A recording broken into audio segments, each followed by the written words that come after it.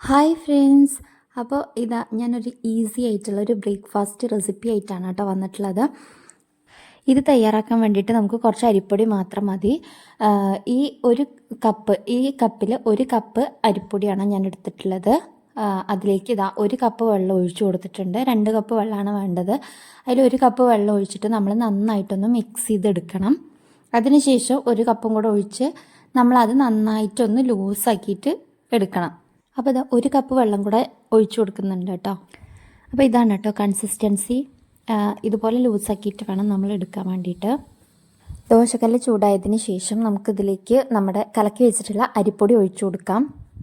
ആവശ്യത്തിനുള്ള ഉപ്പും കൂടെ അതിൽ ചേർക്കണം കേട്ടോ. അതിനുശേഷം ഇതാ ഇതുപോലെ ഒന്ന് ഒഴിച്ചു കൊടുക്കുക. ഹൈ ഫ്ലെയിമിൽ ഇട്ടിട്ടാണ് ചെയ്യണമെന്നുണ്ടെങ്കിൽ ഒഴിച്ചതിന് ശേഷം അതൊരു മീഡിയം ഫ്ലെയിമിലാക്കിയിട്ട് മാറ്റണം. പിന്നെ ഒരു അടപ്പെടുത്ത് അതൊന്ന് മൂടി വെക്കണം. ഒരു 2 മിനിറ്റ് കഴിഞ്ഞ ശേഷം അത് തുറന്ന് അതിൻ്റെ മുകളിൽ നമുക്ക് കുറച്ച് വെളിച്ചെണ്ണ കൂടെ ഒന്ന് തടവി കൊടുക്കണം കേട്ടോ. നല്ലൊരു സ്മെല്ലും നല്ല ടേസ്റ്റും ഉണ്ടാവും കേട്ടോ അങ്ങനെ ചെയ്തിട്ടുണ്ടെങ്കിൽ. അപ്പോൾ ഇതുപോലെ കിട്ടിട്ടോ നമുക്ക് നമ്മുടെ ദോശ. ഇതിൻ്റെ ഇടയിൽ ഒരു കാര്യം കൂടെ പറയാം.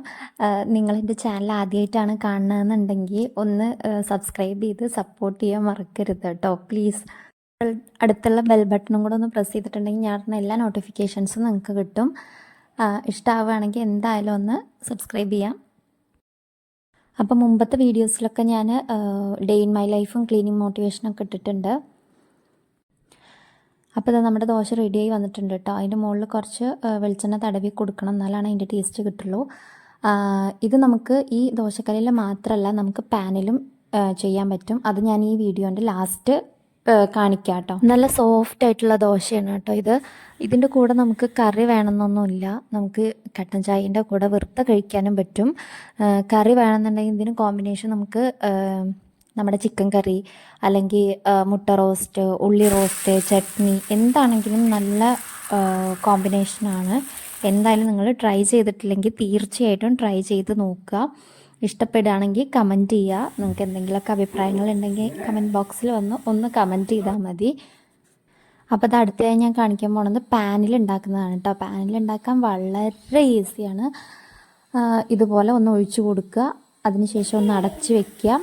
അത് കഴിഞ്ഞ് നമ്മൾ ജസ്റ്റ് ഒന്ന് എണ്ണ ഒന്ന് മുകളിലിങ്ങനെ തടവി കൊടുക്കുക. അതിനുശേഷം മറിച്ചിടണം എന്നുണ്ടെങ്കിൽ മറിച്ചിടാം, ഇല്ലെങ്കിൽ അതുപോലെ തന്നെ എടുക്കാം. ഞാൻ അതുപോലെ തന്നെ എടുക്കുകയാണ് ചെയ്യാറ്.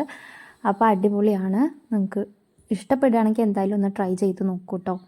അപ്പോൾ നമ്മൾ പാനിൽ ഉണ്ടാക്കിയതും നമ്മൾ ദോശക്കല്ലിൽ ഉണ്ടാക്കിയതും ഉണ്ട് കേട്ടോ. നല്ല സോഫ്റ്റാണ് രണ്ടും. അപ്പോൾ ഇന്നത്തെ വീഡിയോ ഇത്രയേ ഉള്ളൂ.